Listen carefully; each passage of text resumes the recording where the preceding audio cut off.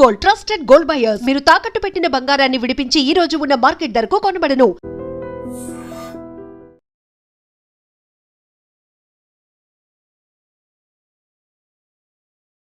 నమస్తే, welcome to I dream. నేను మీ లక్ష్మి. మనతో పాటు డాక్టర్ శ్రీనివాస్ కే సైలస్ గారు కూడా ఉన్నారు.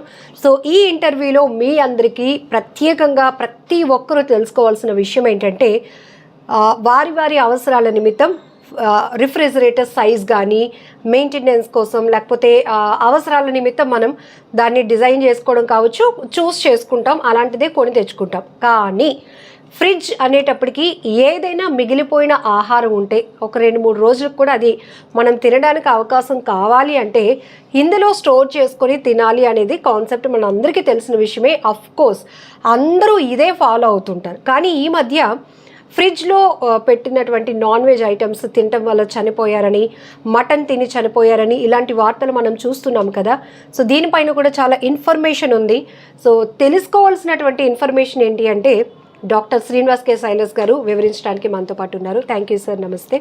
సో జనరల్గా ఫ్రిడ్జ్ అనేటప్పటికీ ఏదో మనకి కొన్ని అవసరాల నిమిత్తం ఒకప్పుడు, కానీ ఇప్పుడు అలా కాదు. అందరూ బిజీ అయిపోతున్నారు. అన్నీ ఇందులో ఇన్స్టెంట్గా ఉంచుకోవాలి అనేది ఒక కాన్సెప్ట్. మిగిలిపోయిన ఆహారం పడే బుద్ధి ఇది జనరల్గా లేడీస్కి. సో ఇందులోనే దాచుకోవాలి అనే కాన్సెప్ట్. ఏంటి సార్ అసలు ఫ్రిడ్జ్లో పెట్టిన ఆహారం తిరిగి మళ్ళీ కుక్ చేసుకొని తినడం వల్ల వచ్చే అనర్థాలు ఏంటి? అందరికీ నమస్కారం. ఫ్రిడ్జ్ అనేది ప్రతి ఇంట్లో ఇప్పుడు నిత్యావసర సరుకులాగా మారిపోయింది. ఎందుకంటే ఫ్రిడ్జ్ లేనిదే ఇల్లు లేదు. కారణం ఏంటంటే ఈరోజు బిజీ లైఫ్లో భార్యాభర్తలు ఇద్దరు ఉద్యోగాలకు వెళ్ళడం కానీ, పిల్లలు స్కూల్కి వెళ్ళడం కానీ, రేపు ఉదయాన్నే ఎర్లీగా స్కూల్ స్టార్ట్ అవుతుంది కాబట్టి ఎర్లీగా ఆఫీస్కి వెళ్ళాలి కాబట్టి ముందు రోజే వారానికి ఒకసారి మనం షాపింగ్ అంతా చేసుకొని లోపల పెట్టుకొని కూరగాయలను తాజాగా ఉంచుకోవడానికి, లేకపోతే ఫుడ్ని ముందే వండుకొని కొంతసేపు తిన్న తర్వాత అది మిగిలిపోయినటువంటి ఫుడ్ని స్టోర్ చేసుకోవడం అనేది ఈరోజు ఇదేమో ఆశ్చర్యకరమైనటువంటి విషయమే కాదు. ఇన్నిటికంటే ముందు ముఖ్యంగా చెప్పాల్సింది ఏంటంటే విదేశాల్లో అయితే ప్రతి ఆదివారం పెట్టుకున్నటువంటి ఫుడ్ని మరలా శనివారం వరకు ఆ ఫుడ్ని తినాలి. కారణం ఏంటంటే అక్కడ విదేశాల్లో ఉద్యోగాలు చేసేవారు ఉద్యోగ సంస్థలు ఎక్కడ ఉంటాయంటే ఒకవేళ ఇక్కడ వీరుంటే హైదరాబాద్ అంత దూరం, విజయవాడ అంత దూరం ఆఫీస్కి వెళ్ళాల్సి వస్తుంది. ఈ ప్రయాణానికి ఎక్కువ సమయం సరిపోతుంది కాబట్టి వారు వారం అంతా ఈ ఫుడ్ని స్టోర్ చేసుకొని తింటారు. ఇక ఈ మధ్య హైదరాబాద్లో ఒక ఫ్రిడ్జ్లో పెట్టినటువంటి మటన్ కూర తిని చనిపోయినట్టుగా చూస్తూ ఉన్నాం. అది ఫ్రిడ్జ్ తప్పని నేను అనుకోవట్లేదు, అది మనుషులు తప్పే. కారణం ఏంటంటే అమ్మా, ఫ్రిడ్జ్లో R164 R600 అనే ఒక గ్యాస్ నింపుతారు. ఓకే, ఇది ఒక్కసారి మనం చెక్ చేద్దాం సార్. జనరల్లీ ఫ్రిడ్జ్ అనేటప్పటికి మనం ఇది డీపర్ అంటారమ్మా, ఇది సెమీ డీపర్ ఇది. సో అలాగే ఇంకా ఆహార పదార్థాలను షిప్పుల్లోనూ లేకపోతే పెద్ద పెద్ద రెస్టారెంట్స్లోనూ కొన్ని కోల్డ్ స్టోరేజెస్లో ఉన్నవైతే మాత్రం మరీ ఫ్రీజీగా ఉంటాయి అవి.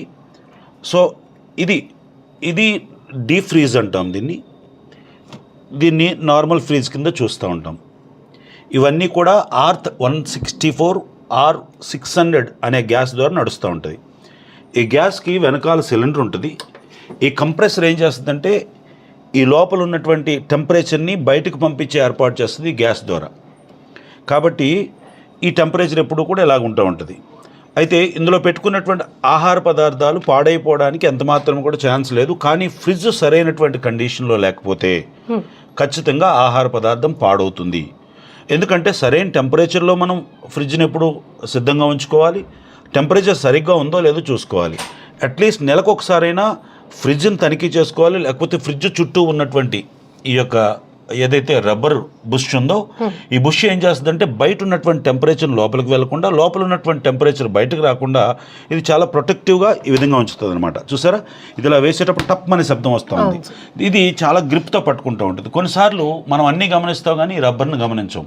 ఈ రబ్బర్కి అధికంగా డస్ట్ పెట్టడం వల్ల కానీ, లేకపోతే ఫుడ్ పార్టికల్స్ ఈ పక్కల సందుల్లో దాక్కోవడం వల్ల కానీ, ఈ రబ్బర్ సరిగ్గా అతుక్కోకపోవడం వల్ల బయట నుంచి వెళ్ళే టెంపరేచర్ లోపలికి ఎంటర్ అయిపోయి ఫుడ్ పాడైపోయే ఛాన్స్ ఉంది. నేనేమంటానంటే హైదరాబాద్లో జరిగినటువంటి సంఘటన ఎలా జరిగి ఉంటుందంటే, నేనేమనుకుంటున్నానంటే అమ్మా, హైదరాబాద్లో జరిగినటువంటి సంఘటన మాంసాన్ని తీసుకొచ్చినప్పుడు సో ఫ్రిడ్జ్లో పెట్టినప్పుడు ఫ్రిడ్జ్ సరిగ్గా పని చేయకపోయి ఉండొచ్చు అని నా ఆలోచన. పని చేయకపోవడం వల్ల. రెండోది, మాంసం ఎక్కడి నుంచి తెచ్చారు అనేది ప్రశ్న. ఎందుకంటే మాంసం రెస్టారెంట్ నుంచి కానీ, భోజనాల దగ్గర నుంచి కానీ, ఫంక్షన్స్ దగ్గర నుంచి తెచ్చేటప్పుడు ఒక విషయాన్ని మాత్రం జాగ్రత్తగా ఉంచుకోవాలి. ఇంటిలో భోజనం వండుకునేటప్పుడు మనం ఎప్పుడు కూడా టేస్టింగ్ సాల్ట్ అనేది వాడం, కొన్ని ఎసెన్షియల్స్ వాడం. కారణం ఏంటంటే మనం ఇంట్లో తింటున్నాం కాబట్టి సేఫ్గా ఉండాలి, ఆరోగ్యదాయకంగా ఉండాలి కాబట్టి. అయితే మీ అందరికీ చెప్తున్నది ఏంటంటే, ఈ ఫుడ్ ఒకవేళ రెస్టారెంట్ నుంచి కానీ లేకపోతే భోజనాల దగ్గర నుంచి కానీ తెచ్చినప్పుడు అందులో టేస్ట్ కొరకు కొన్ని ఎసెన్షియల్స్ ఎక్కువ కలుపుతూ ఉంటారు.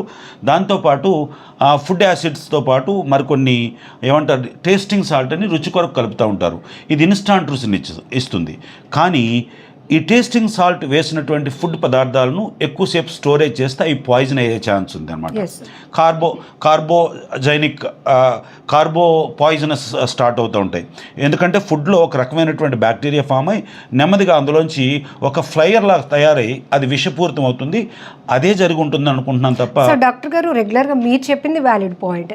మనం ఇంట్లో మెయింటైన్ చేసిన ఫ్రిడ్జ్లో మనం ఇంట్లో వండుకున్న వాటిలో ఎలాంటి టేస్టింగ్ సాల్ట్ కానీ కలర్ ఎసెన్షియల్ ఏమి వాడం కాబట్టి అది మనం స్టోర్ చేసుకుంటాం. అంటే అందరికీ డౌట్ వస్తుంది, రోజు మనం అలాగే తింటున్నాం కదా, ఇదేదో ప్రత్యేకంగా వింతగా చెప్తూ ఉంటారు. కానీ చాలామందికి రెస్టారెంట్లో తెచ్చుకున్నటువంటి ఫుడ్ ప్యాకెట్స్లో ఫుడ్ మిగిలిపోయినా అది కూడా స్టోరేజ్ చేసి నెక్స్ట్ డే తినడం అలవాటు చేసుకుంటారు. అలానే మీరు చెప్పినట్టు ఫంక్షన్స్కి వెళ్ళినప్పుడు దగ్గర బంధువులు అయితే ఏదైనా మిగిలిపోయిన ఫుడ్ పడేయడం ఇష్టం లేక దగ్గర బంధువులకి షేర్ చేస్తారు దాన్ని, అది కూడా ఫ్రిడ్జ్లో పెట్టుకొని తినడం. అంటే బయట వాళ్ళు ప్రిపరేషన్ అనేది డిఫరెంట్ మెథడ్లో. ఎగ్జాక్ట్లీ. ఏదైతే వ్యాపార సంస్థల ద్వారా జరుగుతున్నాయో ఫుడ్ కోర్ట్స్లో కానీ, హోటల్లో కానీ, లేకపోతే భోజనాలు పెడుతున్న దగ్గర వారు అధికమైనటువంటి టేస్ట్ కొరకు కొన్ని వస్తువులను ఎక్కువగా కలుపుతారు. అందులో ఫుడ్ యాసిడ్స్తో పాటు మరికొన్ని ఎసెన్షియల్స్. అలాగే మనం రెగ్యులర్గా వండుకున్న ఫుడ్లో జీడిపప్పు వేయంగా, కానీ జీడిపప్పు ఎక్కువ శాతం దాంట్లో పౌడర్గా వేస్తారు. జీడిపప్పు కూడా చాలా తొందరగా పాడైపోయే లక్షణం కలిగింది కాబట్టి పప్పు దినుసులు ఏమైనా చాలా తొందరగా పాడైపోయే లక్షణాలు కలిగినవి. అయితే నేనేమనుకుంటున్నానంటే, ఒకవేళ అలా పెట్టినప్పటికీ కూడా ఫుడ్ ఒకవేళ పాడైపోయిందా లేదా అని చూసుకోకుండా మీరు ఒకవేళ తినే ప్రయత్నం చేస్తారు, మళ్ళీ వేడి చేసి తినటం, ఖచ్చితంగా వేడి చేయడం అనేది చాలా ఇంపార్టెంట్. వేడి అంటే ఏదో సాధారణమైనటువంటి వేడి కాదు, అది తిరగబడేటట్టుగా దాంట్లో ఉన్న బ్యాక్టీరియా అంతా చచ్చిపోయినంత వరకు కూడా మనం, ఎందుకంటే దైనందినటువంటి జీవితంలో అంత టైం లేదు. వెంటనే మనం భోజనం చేసేయాలి, వెంటనే పరిగెత్తాలి, వెంటనే భోజనాలు అయిపోవాలని చూస్తూ ఉన్నాం. కానీ ఒక ఓవెన్లో వేడి చేసుకోవడం కానీ, లేకపోతే ఒక హీట్ అట్లీస్ట్ మనం ఒక ఫ్రిడ్జ్లోంచి ఒక ఐటమ్ తీసాం, మన దగ్గర ఒక కుక్కర్ ఉంటుంది, కుక్కర్ కూడా ఈజీగా కిచెన్లో ఉండే ఆర్టికలే కాబట్టి ఈ కుక్కర్లో ఏం చేయాలంటే కొద్ది నీళ్ళు పోసి ఒక టిఫిన్ బాక్స్లో ఈ ఫుడ్ని పెట్టి ఒక 2 విజిల్ వేయించగలిగితే ఇంకా మంచిది. ఎందుకంటే ఆ ఫుడ్ ఖచ్చితంగా ఒకవేళ పాయిజన్ అయినా అంత ప్రమాదకరమైనటువంటి బ్యాక్టీరియా కడుపులోకి వెళ్లకుండా ఫుడ్ పాయిజన్ కాకుండా ఉంటుంది అనేది నాకు. సార్, బిజీ షెడ్యూల్ ఒకటి, లైఫ్ స్టైల్లో చేంజెస్ వల్ల రిఫ్రిజిరేటర్స్ యొక్క ఇంపార్టెన్స్ బాగా పెరిగింది. వాటికి డిమాండ్, సైజ్ ఒక్కొక్కటైతే బీరువా స్థాయిలో ఉంటాయి. ఎందుకు అంటే అన్నీ అందులోనే ఉంచుతాం కాబట్టి అది అవసరం అనేది.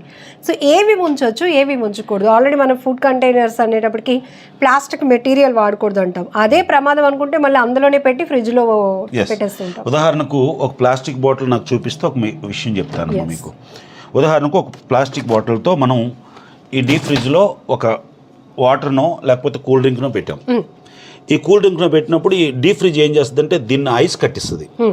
ఐస్ కట్టించినప్పుడు దీంట్లో కొంత గ్యాస్ ఉంటుంది, ఎందుకంటే పూర్తిగా నింపి పెట్టం, ఏమాత్రమైనా మనం ఖాళీగా ఎక్కడో ఖాళీగా ఉంటుంది.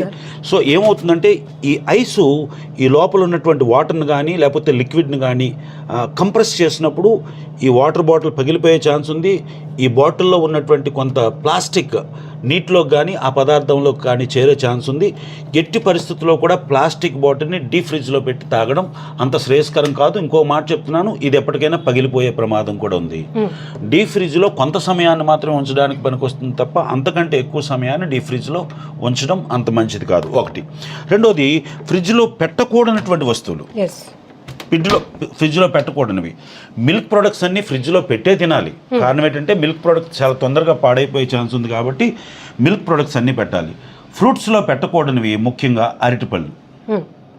అలాగే కాయగూరల్లో పెట్టకూడనివి బంగాళదుంపలు, ఏమంటారు ఉల్లిపాయలు. ఇలాంటి వస్తువులు ఖచ్చితంగా పెట్టకూడదు. పెట్టి తినడం వల్ల ఏమవుతుందో తెలుసా, చాలా తొందరగా ఫంగస్ ఫామ్ అవుతుంది. మీకు కోవిడ్లో మీకు ఒక అర్థమై ఉంటుంది, బ్లాక్ ఫంగస్ అంటారు. బ్లాక్ ఫంగస్ ఫామ్ అయ్యే ఛాన్సెస్ ఉన్నాయి.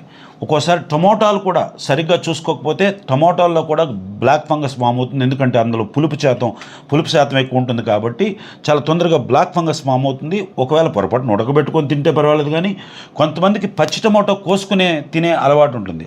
అప్పటికే అందులో బ్యాక్టీరియా ఫామ్ అవుతే అది చాలా తొందరగా ఫుడ్ పాయిజన్ అయ్యే ఛాన్స్ ఉన్నాయి. అలాగే ఎక్కువ రోజులు నిల్వ ఉంచకూడనివి, ముఖ్యంగా ఎక్కువ రోజులు నిల్వ ఉంచకూడనిది డీప్ ఫ్రిడ్జ్లో అయితే మటన్ లాంటిది, చికెన్ లాంటిది ఒక వారం రోజుల పాటు సేఫ్గా డీప్ ఫ్రిడ్జ్లో ఐస్ కట్టినంతగా ఉంచగలిగితే మంచిది. కట్టిన తర్వాత కూడా వెంటనే ఐస్ కట్టినటువంటి ఆ ఫుడ్ని తీసుకెళ్ళి వెంటనే వేడి దాంట్లో వేయకూడదు. అది కొంతసేపు 2 hours 1 hour అది ఐస్ గడ్డ కరిగిపోయినంత వరకు మనం బయట ఉంచుకోవడం వల్ల దాని మీద ఉన్నటువంటి ఆ బ్యాక్టీరియా ఫార్మేషన్ తగ్గుతుంది. కొంతవరకు ఆక్సిజన్తో మిక్స్ అయ్యి అది మంచి ఆహారంగా మారే ఛాన్స్ ఉంటుంది. అది విషయం. అయితే శాశ్వత కాలం పెట్టకూడదు.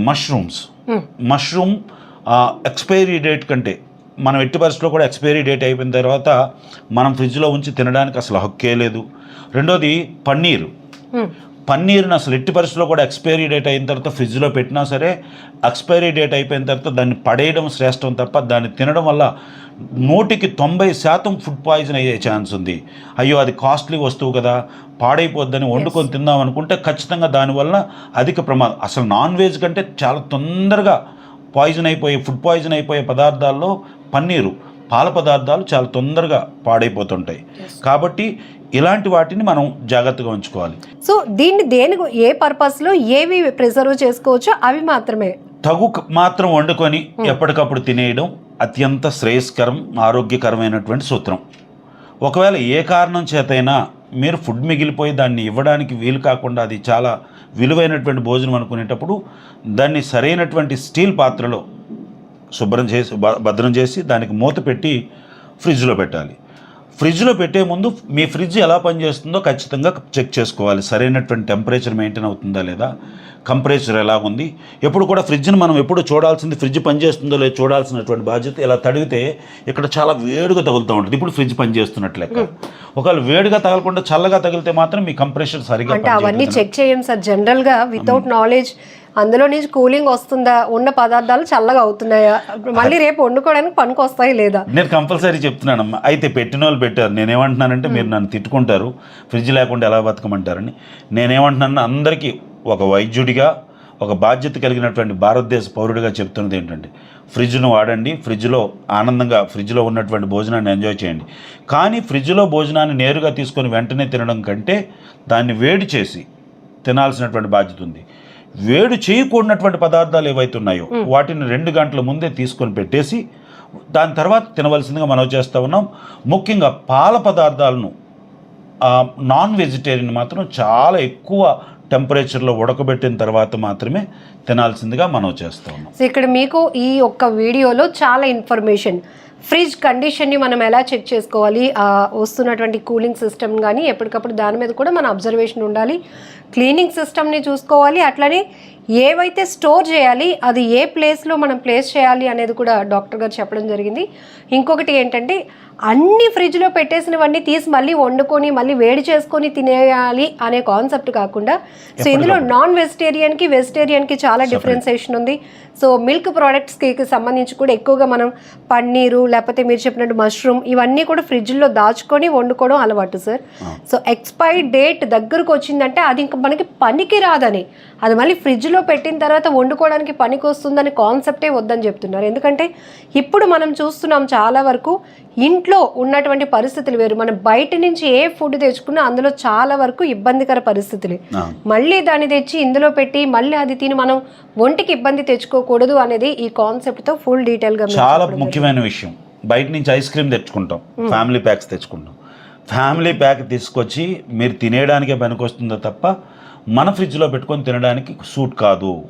ఎందుకంటే ఆ డీపర్ సిస్టమ్ వేరు, ఈ డీపర్ సిస్టమ్ వేరు.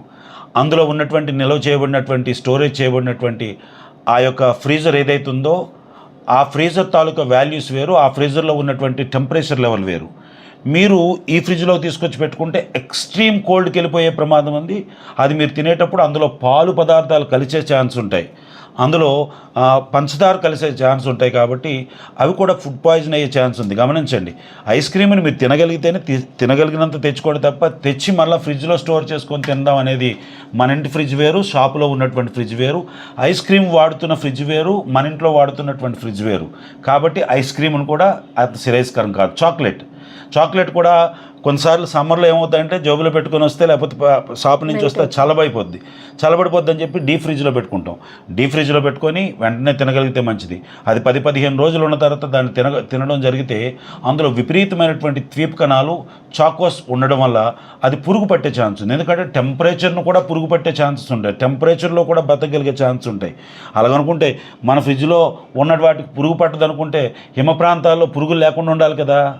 ప్రతి దానికి ఒక జాతి తాలూకా ఆ బ్యాక్టీరియా ఫామ్ అయ్యి అందులో బతకగలిగే పురుగులు కూడా పెరుగుతాయి. గమనించండి.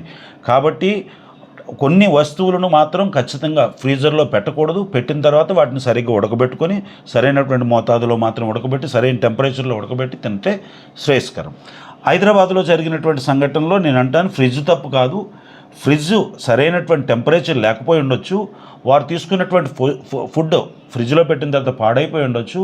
దాన్ని వేడి చేసుకోకుండా కుటుంబ సభ్యులు ఎవరైతే తిన్నారో అది కొన్ని కడుపులో ఉన్నటువంటి గట్ హెల్త్ సరిగ్గా బాగోకపోవడం వల్ల, జీర్ణ వ్యవస్థ సరిగ్గా బాగోకపోవడం వల్ల, వారికి అప్పటికే గ్యాస్ట్రిక్ లాంటి సమస్యలు ఒకవేళ ఉండడం వల్ల, డియోడినల్ పెప్టిక్ అల్సర్స్ ఉండడం వల్ల, ఆ ఫుడ్ అరగడానికి సరైనటువంటి పెప్సిన్స్ లేకపోవడం వల్ల, డైజెస్టివ్ సిస్టమ్ సరిగ్గా లేకపోవడం వల్ల అది కాస్త ఫుడ్ పాయిజన్ అయి ఆ వ్యక్తి మరణానికి దారితీసి ఉండొచ్చు తప్ప ఫ్రిడ్జ్ ఎప్పుడు తప్పు చేయదు. మానవులమైనటువంటి మనమే తప్పు చేస్తూ ఉంటాం. Thank you sir, valid information. నమస్తే. నిజంగా ప్రస్తుతం ఉన్నటువంటి సమాజం దేనికి ప్రయారిటీ ఇస్తుంది? ఆర్థిక సంబంధాల చుట్టూ మాత్రమే తిరుగుతుంది. మళ్ళీ ఎన్నికలంగానే చాలా విరక్తి కలుగుతాను. మంచి అనిపిస్తుంది కదా, లేడీస్ కూడా ఛాలెంజింగ్ జాబ్స్ చేసినప్పుడు చాలా బాగుంటది. ఫుడ్ డెలివరీ ఇవ్వటానికి వెళ్ళినటువంటి డెలివరీ బాయ్ అనిల్ పై కళ్ళ ముందు